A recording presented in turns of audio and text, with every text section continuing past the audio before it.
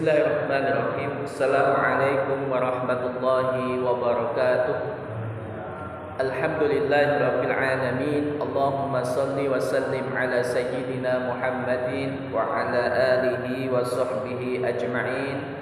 Rabbi shrah li sadri wa yassir li amri wahlul 'uqdatam min lisani yafqahu qawli. Amin. Amma ba'd.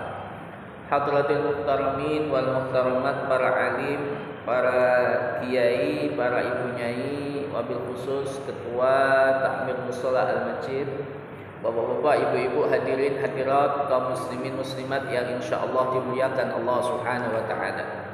Puji syukur kehadirat Allah dengan ucapan kalimat alhamdulillahirabbil alamin. Hari ini kita masih diberikan nikmat oleh Allah, nikmat iman dan juga nikmat kesehatan, sehingga kita masih bisa menjalankan ibadah puasa dengan semangat Pak G.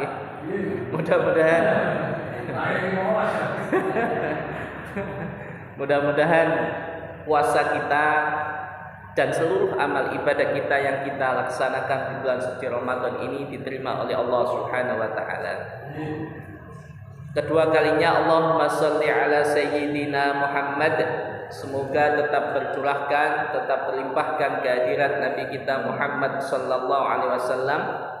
Mudah-mudahan kita semua kelak mendapatkan syafaat beliau, dan mudah-mudahan kita semua kelak akan dikumpulkan bersama beliau di surganya Allah Ta'ala. Amin ya rabbal alamin. Bapak-bapak, ibu-ibu, hadirin hadirat, kaum muslimin muslimat yang insyaallah dimuliakan Allah Subhanahu wa taala. Usaha yang paling baik Pak dalam Islam itu adalah bisnis. Kayak Pak Zaki ini punya bisnis apa Pak? Beras ya. Luar biasa ya. Beras Bramu ya, bisnis ya. Kemudian Pak Dar ini punya bisnis backlight apa nggih? Coating. Terus Pak Isbar punya usaha sepatu nggih Pak nggih? Sepatu nggih. Jadi usaha yang paling baik dalam Islam itu adalah jual beli Pak, atau bisnis Pak. Makanya kemudian dalam hadis itu disebutkan bahwasanya Rasulullah SAW mengatakan at-tajir as-saduq. Jadi at-tajir as-saduq al-aminu ma'an nabiyyin was-siddiqin wasyuhada. Jadi pedagang yang jujur, pedagang yang bisa dipercaya, itu nanti Pak tempatnya itu bersama para nabi, para rasul, para syuhada Pak. Jadi luar biasa nih. Jadi dengan catatan dia itu jujur di dalam usaha, jujur di dalam bekerja gitu. Karena nanti tempatnya ada di sana Pak. Kemudian di kesempatan yang lain Rasulullah juga mengatakan bahwasanya suatu ketika Rasulullah ditanya oleh sahabat, ya Rasulullah SAW, ya Rasulullah, ayul kasbi atyab, kata sahabat itu. Rasulullah ditanya, ya Rasulullah, pekerjaan apa yang paling atyab, yang paling baik?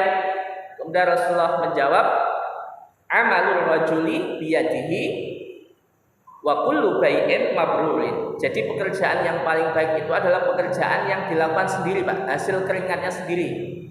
Pak Budi ini insya Allah keringatnya sendiri nih Pak, karena motong. Jadi motong itu yang paling baik. Jadi dihasilkan dari keringatnya sendiri, usahanya sendiri gitu. Usahanya sendiri. Kemudian yang kedua, wa kullu bai'in mabrurin, dan setiap jual beli yang baik Pak.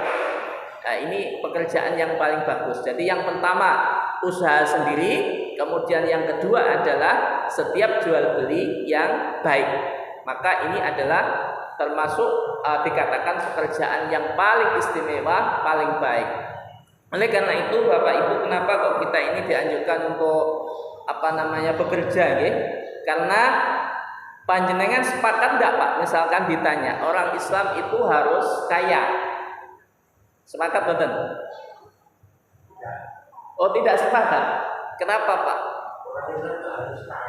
Orang Islam itu harus kaya. Dia kayanya apa? Kaya harta. Kaya harta. Oh tidak ya, tidak harus ya. Tidak harus kaya. Kalau saya Sepakat harus kaya ya. Bapak alasannya kenapa kok tidak harus kaya?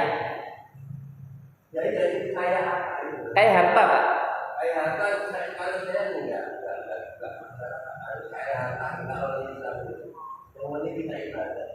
Yang penting ibadah ya. Oke. Kalau Pak Isbar? Karena Kanjeng Nabi itu menyuruh supaya bekerjalah semampu kalian, sebanyak-banyaknya, tapi ada syaratnya bahwa itu ibadah Harus sholat harus ibadah ya. Oke. Iya. karena kan besok itu kita Ada benarnya Pak Toto dengan Pak Ismar juga ada benarnya. Jadi Islam itu memang menganjurkan umatnya untuk giat bekerja ya. Jadi menganjurkan kita untuk giat bekerja. Ikmal ini bahasa terjemahnya yang disampaikan dengan ikmal lidunyaka ka'annaka ta'ishu abadan wa'mal li akhiratika ka'annaka tamutu ghadan. Jadi bekerjalah untuk duniamu seakan-akan kamu akan hidup selamanya. Jadi ini sebenarnya semangat ya. Support untuk kita Pak. Untuk giat bekerja. Wa'mal li akhiratika ka'annaka tamutu ghadan. Bekerjalah untuk akhiratmu seakan-akan kamu akan mati besok. Makanya Islam itu sebenarnya menganjurkan umatnya untuk bekerja yang baik Pak. Dalam artian panjenengan harus punya gitu. Entah itu punya apa, tapi dalam hal ini karena agama Allah ini di samping juga tidak hanya sekedar fisik saja, tidak hanya sekedar ucapan saja, tapi juga materi penting. Materi juga penting. Jadi yang mendukung materi. Makanya kemudian Rasulullah mengatakan umat Islam itu harus kaya, Pak. Harus kaya. Dengan catatan apa? Dengan catatan kekayaan itu nanti akan digunakan untuk berjuang di jalan Allah. Kita lihat Bapak Ibu, Sayyidah Khadijah. Sayyidah Khadijah ini istrinya siapa? Siapa Pak? Khadijah. Istrinya Nabi Muhammad yang pertama, cinta pertama Rasulullah itu Sayyidah Khadijah. Beliau orang kaya Pak. Jadi kaya. Makanya dulu Rasulullah SAW hijrah, bukan hijrah ya, diminta oleh Sayyidah Khadijah ya, untuk membawa dagangan beliau ke Syam. Jadi dijual di sana gitu. Jadi karena beliau ini seorang saudagar yang paling kaya saat itu gitu. Kemudian karena jatuh hati dengan Rasulullah karena kejujurannya, sehingga kemudian Sayyidah Khadijah ini melamar. Jadi Rasulullah dilamar oleh Sayyidah Khadijah. Rasulullah dilamar oleh Sayyidah Khadijah. Jadi memang kita itu harus kaya Pak, harus kaya.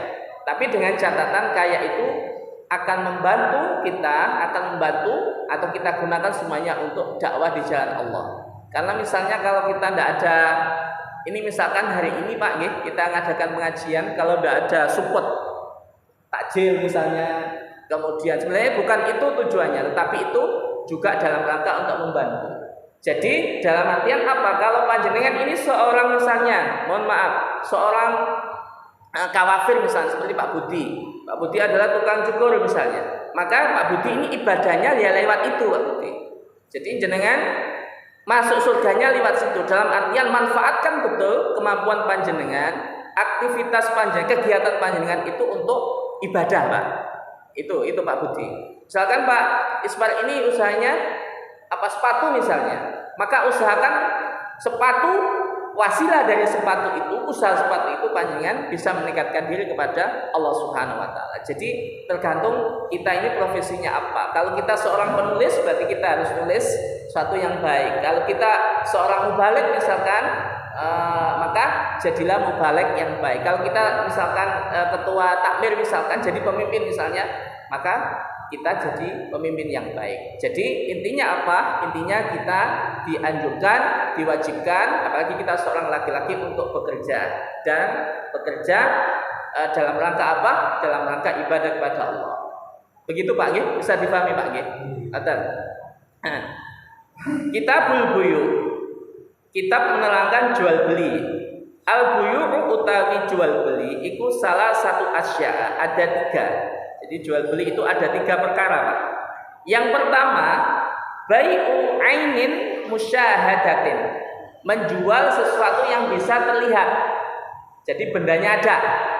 Misalnya, saya jual HP, saya jual kitab, saya jual beras. Jadi bendanya ada, terlihat. Terlihat.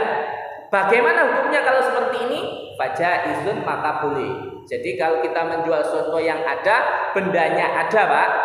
Bendanya ada, bisa dilihat dengan mata, kasat mata, pembelinya juga bisa melihat, maka dalam hal ini diperbolehkan. Fajaizun, maka boleh. Ini yang pertama. Kemudian yang kedua, wa bai'u syai'in mausufin fid dhimmah. Jadi menjual sesuatu yang hanya disifati saja, Pak. Misalnya saya jual apa ini jenenge iki? Pulpen atau HP. Saya jual. Saya ke Pak Budi. Pak Budi, saya mau jual HP merek Oppo T21Y dan sebagainya. Kameranya gini, Pak. Kameranya gini. Kemudian aplikasinya isinya ini dan sebagainya. Jadi saya hanya menyebutkan sifat-sifatnya saja, Pak. Pak Budi tanya, barangnya di, barangnya cek nang omah. Dalam hal ini Pak, kalau yang saya ucapkan sesuai dengan apa yang saya katakan dengan Pak Budi, maka ini diperbolehkan. Ini yang disebut dengan yang namanya salam atau pesan, Pak. Bisa dipahami, Pak? Ini tipe yang kedua. Atau seperti kita beli misalkan di Shopee, ya di Shopee biasanya di Shopee itu kan disebutkan apa? Gambarnya saja, Pak. Gambarnya misalnya warnanya biru, kemudian spesifikasinya ini, tapi kita tidak tahu barangnya itu apa enggak. Tapi itu sudah disebutkan sifat-sifatnya, warnanya ini, ukurannya sekian, kemudian kita beli, Pak. Dalam hal ini, kalau itu yang disebutkan di Shopee atau di mana, di Bukalapak dan sebagainya sama dengan yang ditulis, Pak, barangnya yang diterima sama dengan apa yang disebutkan di atas, maka dalam hal ini boleh, hukumnya adalah boleh. Saya dipahami, Pak? Ini yang kedua. Tapi catatannya apa? Syaratnya apa? Idza wujidat fajaizun idza wujidat as-sifatu ala ma wusifa bihi. Jadi boleh dengan catatan sesuai dengan apa yang dicantumkan di situ. Ini boleh, Pak, seperti itu. Jadi yang pertama, bendanya ada, kita jual. Yang kedua, kita hanya menyebutkan sifat-sifatnya saja. Ini yang kedua. Yang ketiga, wa bai'u ainin ghaibatin lam tusyahad. Menjual sesuatu yang tidak terlihat. Seperti apa? Menjual sesuatu yang tidak terlihat. Misalnya, saya jual ke jenengan. Pak, saya jual ini saya, Pak. Misalkan burung saya, Pak. Burung labet saya. Mana itu misalkan di tower, di atas tower. Jadi burungnya tidak ada, Pak. Burungnya tidak ada. Tidak ada bendanya, tapi saya jual gitu. Maka dalam hal ini hukumnya adalah tidak boleh. Bisa dipahami, Pak? Jadi yang pertama ada bendanya langsung. Yang kedua kita sebutkan sifat-sifatnya. Yang ketiga adalah kita tidak punya, tapi tetap kita jual. Nah, ini yang ketiga, ini yang tidak diperbolehkan karena termasuk kategori dari bai'ul gharar atau jual beli bujui seperti itu. Oke. Dan ini tidak diperbolehkan. Makanya kemudian, Pak, dalam jual beli itu ada beberapa prinsip yang harus kita laksanakan, Pak. Di antaranya yang pertama, kita itu tidak boleh menawar barang yang itu sudah ditawar orang lain, Pak. Jadi menurut Pak, misalnya panjenengan sudah menawar, Pak Sugeng sudah menawar misalkan HP ini sekian, ternyata misalkan harganya 3 juta misalnya. Ternyata sama Pak Budi ditawar di atasnya misalkan 4 juta misalkan. Nah, ini tidak boleh, hukumnya tidak boleh. Kenapa? Karena kalau ini saya kasihkan kepada Pak Budi, maka saya yakin Pak Sugeng akan gelo, Pak. Kecuali kalau Pak Sugeng membatalkan jual beli ini, maka boleh. Ini saya serahkan kepada Pak Budi. Saya dipahami Pak. Ini prinsip yang utama. Dan ini tidak hanya jual beli saja, tapi juga dalam hal khitbah. Apa itu khitbah? Lamaran, Pak. Jadi kalau ada anak orang lain, ada wanita yang sudah dilamar, maka panjenengan tidak boleh melamar orang itu. Atau untuk anak panjenengan misalnya tidak boleh, kecuali kalau orang yang utama sudah membatalkan. Ini hukumnya haram ya, jadi tidak diperbolehkan. Yang pertama tidak boleh membeli sesuatu yang sudah ditawar oleh orang lain, kecuali kalau penawar pertama itu membatalkan. Yang kedua adalah kita tidak boleh melamar wanita, atau kita melamarkan wanita untuk anak kita, tapi dia sudah dilamar oleh orang lain. Maka ini hukumnya tidak diperbolehkan. Ini sebagaimana sabda Rasulullah, la yabi'u rajul ala bai'i akhihi wa la yakhtubu ala khitbati akhihi. Seorang laki-laki itu tidak boleh menjual atau membeli apa sesuatu yang sudah dibeli atau ditawar oleh orang lain, dan juga tidak boleh melamar wanita yang sudah dilamar oleh orang lain. Ini prinsip yang pertama. Kemudian yang kedua, prinsip yang kedua apa itu? Jual beli itu harus barang yang halal, Pak. Tidak boleh barang yang haram.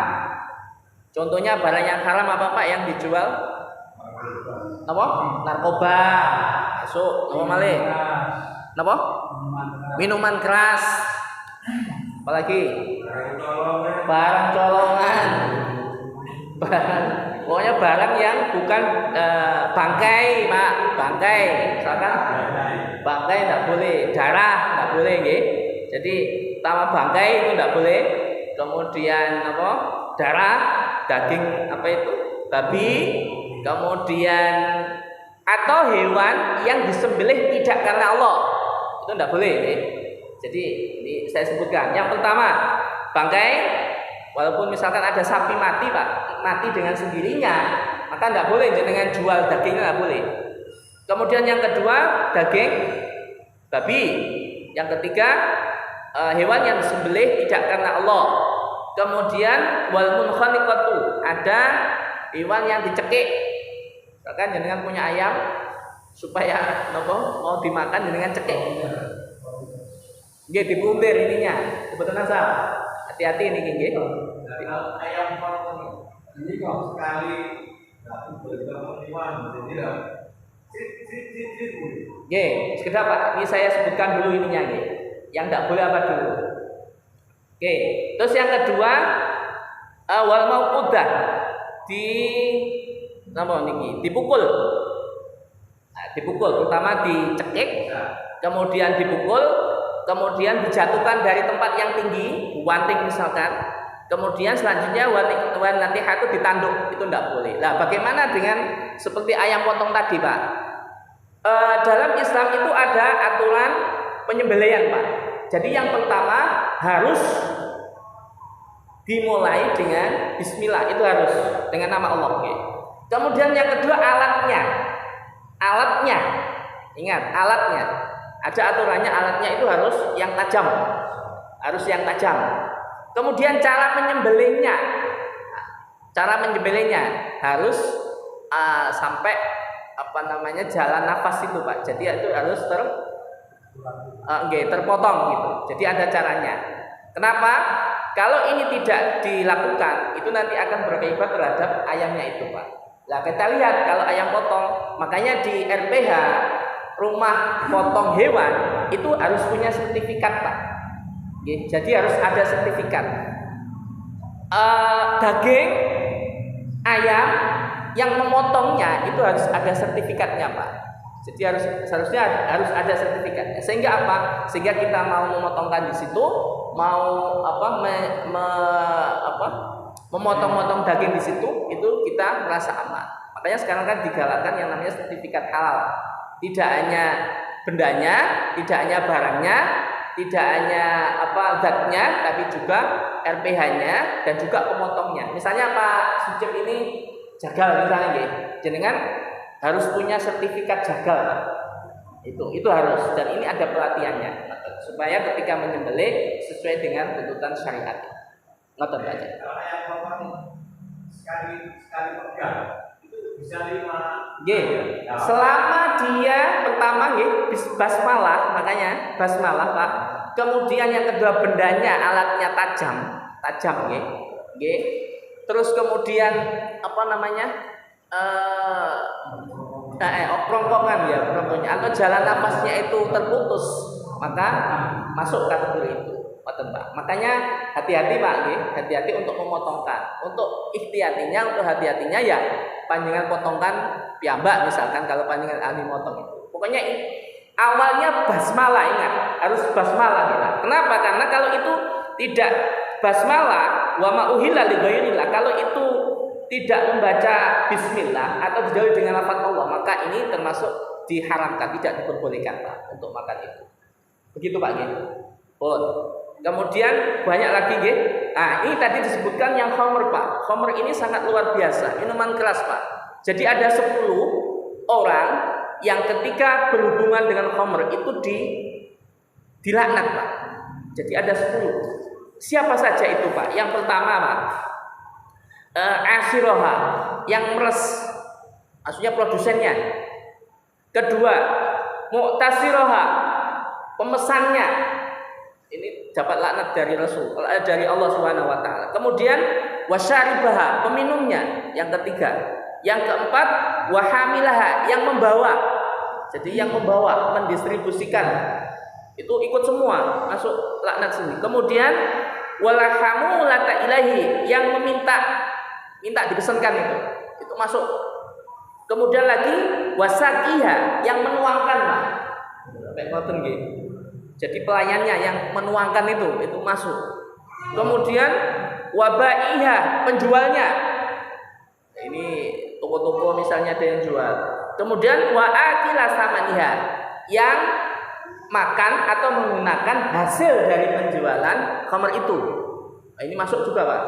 Jadi masuk laknat Allah gitu. Kemudian yang ke-9 wal mustarolaha, pembeli.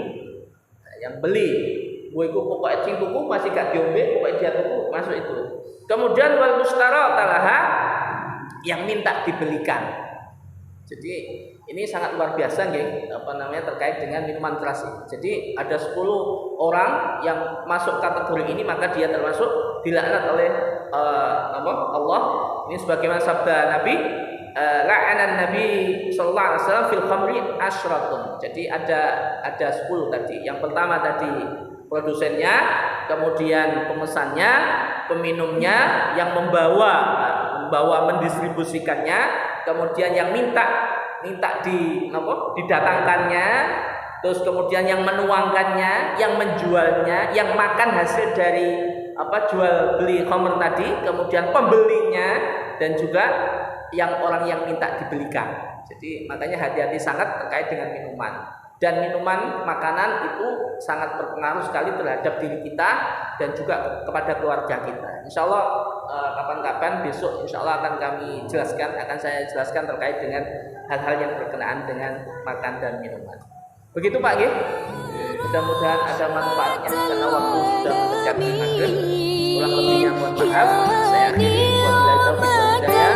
Assalamualaikum warahmatullahi wabarakatuh.